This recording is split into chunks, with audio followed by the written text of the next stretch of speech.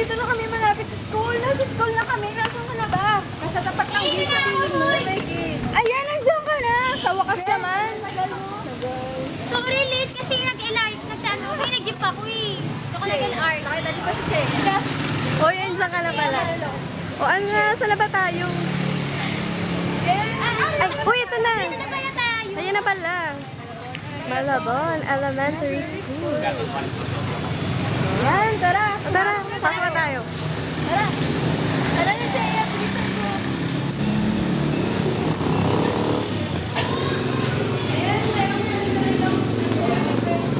Meron pala pasok. Ayan, may ALS.